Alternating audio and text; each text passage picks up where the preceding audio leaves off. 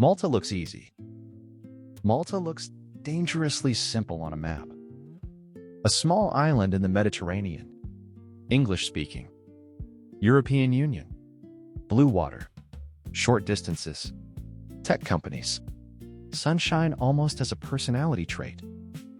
From a distance, Malta feels like a cheat code for relocation. You think, I can work in English, live near the sea, avoid winter depression, and maybe finally become the kind of person who says, I'll just walk to the harbor without irony. But then Malta does something very Maltese. It lets you admire the limestone balconies, the sea, the old streets, the golden light, and then quietly puts a rental contract on the table. And suddenly the island is not small anymore. Suddenly, it is large enough to contain rent, deposits, food prices, school choices, internet plans, electricity bills, and one bus driver who may or may not have change. I know that last part personally. So today, we are not doing a travel brochure.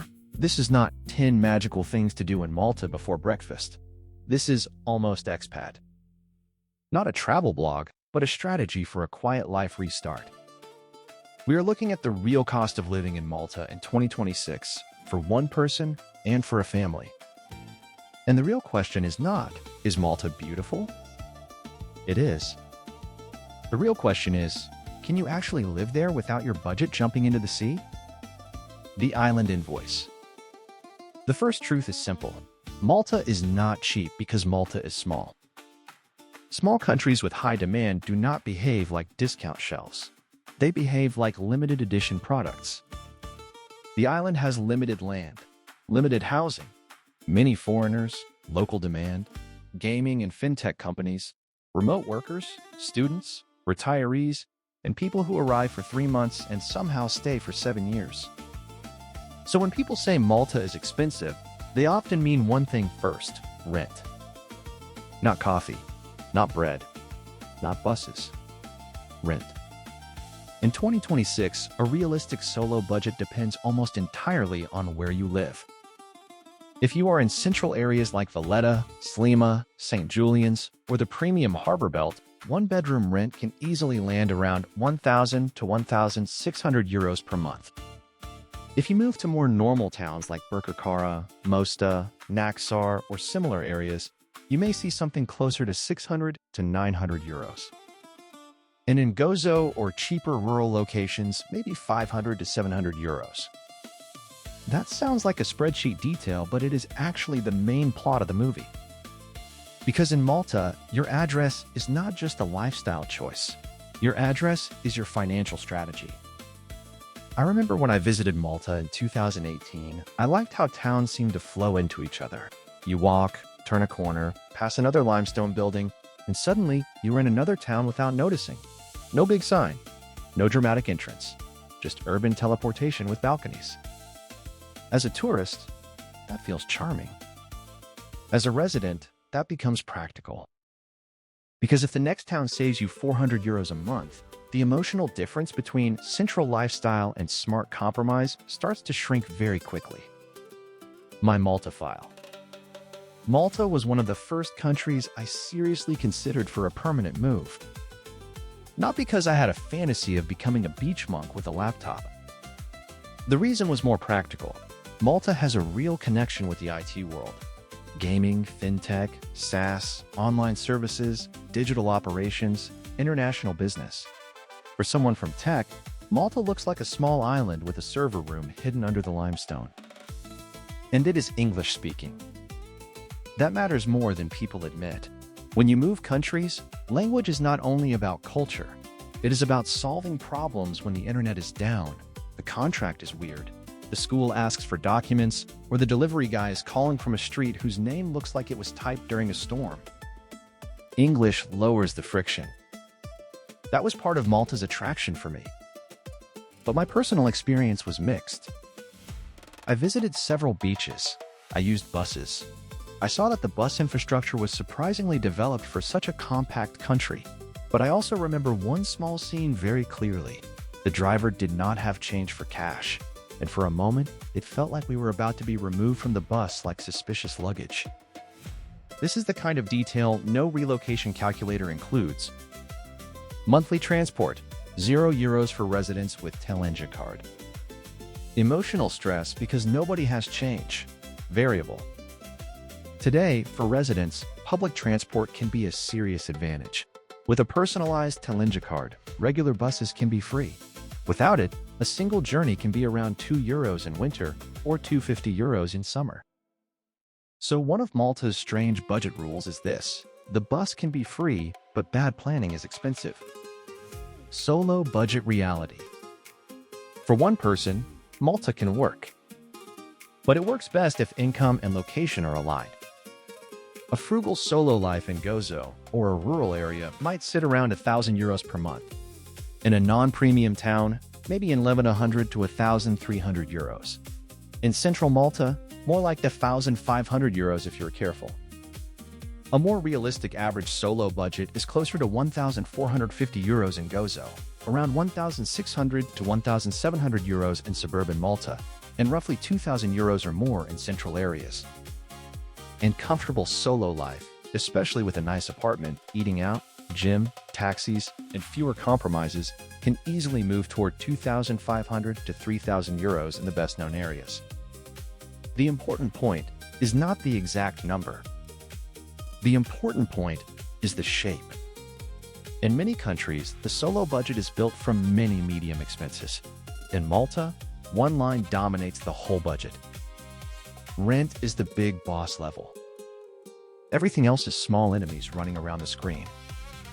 Food matters, transport matters, internet matters, but rent decides whether Malta feels reasonable or ridiculous.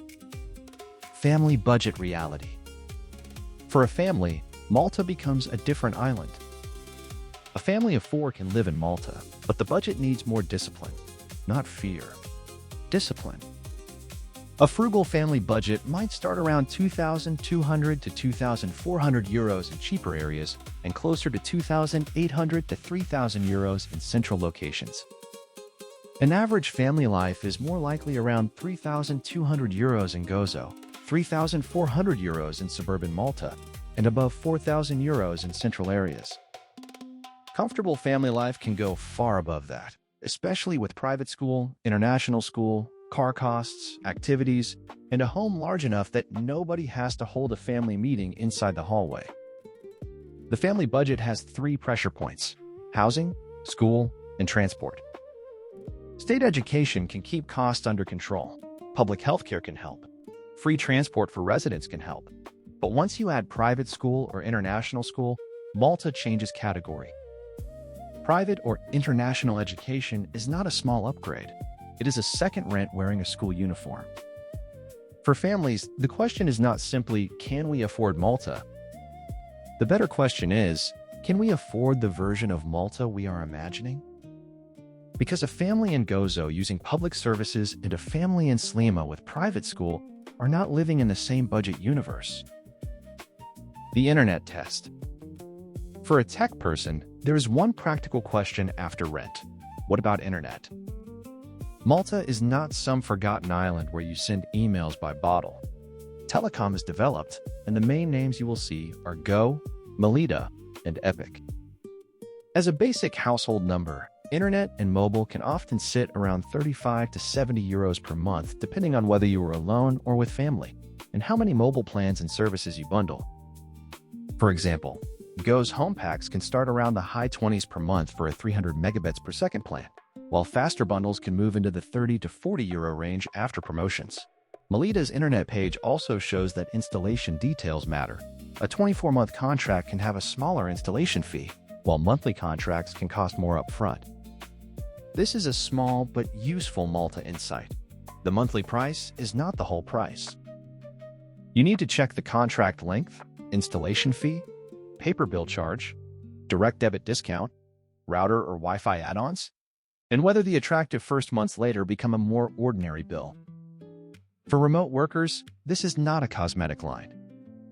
If your internet fails during a client call, Malta does not feel like a Mediterranean dream. It feels like a small island with a very large problem. When I think about Malta as an IT relocation option, I do not imagine only the sea. I imagine whether I can run projects, calls, systems, uploads, invoices, and client work without turning every week into a connectivity ritual. The island can support digital work, but as always, the devil lives in the contract. Food without romance. Now, food. This is where I have to be honest. Malta did not fully win me through the kitchen. Maybe I missed the right places. Maybe I ate like a tired tourist. Maybe my expectations were too Italian. But in 2018, the food often felt more practical than romantic to me, sometimes closer to fast food than the Mediterranean table I had imagined. And this matters for relocation. Because you do not live in a country only through its tax system. You live through Tuesday dinner. In 2026, basic supermarket prices are not shocking by European standards, but Malta is still an island. Imports matter, logistics matter, convenience costs. A simple local basket might look like this. Milk around 1.17 euros per liter, a 500-gram loaf of bread around 1.17, a dozen eggs around 350, chicken fillets around 8.68 per kilo, apples around 2.86 per kilo, tomatoes around 2.90, potatoes around 1.75. A cappuccino is around 250. An inexpensive restaurant meal is around 15 euros. A fast food combo can be about 10 euros. Dinner for two in a mid-range place can easily be around 75 euros. So if you cook at home, food can be controlled. If your lifestyle is, I deserve a restaurant today 4 times per week, Malta will calmly agree and then forward the invoice. For one person, groceries may be around 280 to 350 euros monthly with normal habits. For a family, maybe 800 to 900 euros, sometimes more. This is the difference between island life as lifestyle and island life as logistics. The bus lesson. Transport is one of Malta's strongest and weakest points at the same time. Strong because the bus network is real, and for residents with a Talenga card, many routes can be free. Weak because free does not always mean smooth. I remember appreciating the bus infrastructure when I visited. It made the island feel accessible.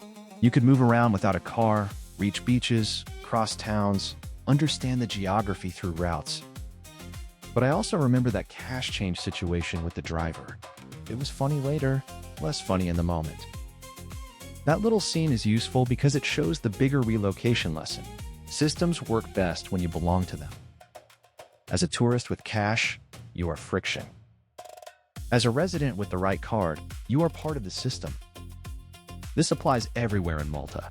Transport, healthcare, utilities, schools, documents. The more you are registered correctly, the cheaper and easier life becomes. If you live centrally and use buses, your transport budget can be tiny. If you live farther out with kids and school logistics, a car may become hard to avoid. Petrol is around 1.34 euros per liter. Not terrifying, but a car is never only petrol. It is insurance, road license, parking, maintenance, depreciation, and the psychological cost of traffic on a small island where distances look short until everyone else also decides to move at the same time. In Malta, 10 kilometers can be a number on a map or a small documentary about patience. Utilities. Bite quietly. Utilities are another hidden detail. Electricity and water in Malta are not only about consumption, they can depend on correct registration, whether the place is treated as residential, and how many people are registered on the account. This sounds boring. It is not. This is relocation gold. Because 2 families can use similar amounts of electricity and still get different bills if paperwork is wrong. And summer matters. Air conditioning is not a luxury when heat starts behaving like a roommate. For one person, utilities might be around 70 to 90 euros monthly in a normal apartment. For a family, 125 to 150 euros is a reasonable working estimate, but heavy AC use can change that. So when someone says, "I found a cheaper apartment," ask 3 questions. Is it registered properly? Does it get direct sun all day? And will the summer electricity bill arrive wearing sunglasses? Health and small costs. Healthcare is one of Malta's real advantages if you are properly resident and covered. The public system can reduce a lot of fear around basic medical access, but private healthcare exists, and it is useful to know the numbers. A private family doctor visit can be around 35 euros. A specialist consultation can be around 85 euros. Physiotherapy can be around 40 euros per session. These are not insane numbers compared with many countries, but they are still real money if you need several visits. This is where a solo person and a family feel Malta differently. A solo person may ignore healthcare costs most months. A family cannot. Children create small medical events like weather creates clouds. The same applies to activities. A basic gym can be around 25 to 35 euros per month. Mid-range gyms may be 50 to 65. Premium clubs with pool, sauna, and a better atmosphere can move towards 70 to 90 euros per month. And if you want pool access, that often pushes you into the more expensive tier. A day pass in a premium place with pool access can be around 25 euros. This is a very Malta detail. The sea is free, but the pool has a business model. And for families, swimming lessons, summer activities, after-school programs, cinema, small treats, and weekend logistics all add up. A cinema ticket, a snack, a bus, maybe a taxi back. Suddenly, this small island weekend has a medium-sized receipt. What I liked. To be fair, Malta has real charm. I liked the walkability between towns, that feeling of moving through connected urban layers. One town becomes another without ceremony. I liked that English makes life immediately more accessible. I like the sense that the island is international but still very specific. Malta is not generic Europe. It has its own density, its own rhythm, its own limestone color palette. And yes, I still have Valletta in my weather widget. Next, to Bari in Italy and Tirana in Albania. It is still there, quietly reporting the weather like a country that never fully left the shortlist. I use it as a small comparison window, a personal relocation instrument. Not scientific, but emotionally accurate. When it is cold where I am, Valletta looks at me from the widget with suspicious confidence. Still thinking about me? Yes, Malta. Sometimes. What did not click? But Malta did not fully click for me. The lack of greenery was a real issue. I miss trees. I miss shade. I miss softer landscapes. Malta can feel visually beautiful and physically dry at the same time. That is not a small thing if you are planning permanent life. A country can be logical and still not feel right in the body. The food also did not convince me enough during that trip. Again, maybe I missed the better layer, but for me, the daily life fantasy was not complete. And that is an important almost expat point. Relocation is not only about affordability, it is about repeatability. Can you repeat this life every week? Can you do the same grocery route, the same school run, the same bus ride, the same dinner, the same walk, the same summer heat, and still feel that your life is expanding, not shrinking? That is the question. The flea market test. One memory I love from Malta is a flea market. I bought small random things there, plus 7 volumes of children's encyclopedias, which is a very strange thing to bring from a sunny island, but also very me. Some people return from Malta with beach photos. I returned with educational bricks. But that moment says something about the island. Malta has layers beyond the glossy expat image. There are markets, old things, small local habits, strange finds, practical corners. This is where a country becomes more interesting. Not in the polished rental listing. In the secondhand table where you suddenly decide that 7 encyclopedias are exactly what your luggage needs. For relocation, these details matter. You are not only buying rent and weather, you are buying the texture of ordinary life. The quiet strategy. So, what is the strategy if you are considering Malta in 2026? First, do not start with Valletta or Slima emotionally. Start with your monthly income and work backward. Second, choose location by function. Where is school? Where is work? Where is the bus route? Where is the supermarket? Can you live without a car? Third, check the housing contract deeply. Deposit, agency fee, utility registration, internet setup, AC situation, noise, sun exposure, parking. Fourth, use public systems where possible. Talinja card, public health care if eligible, state school if it fits, correct utility registration.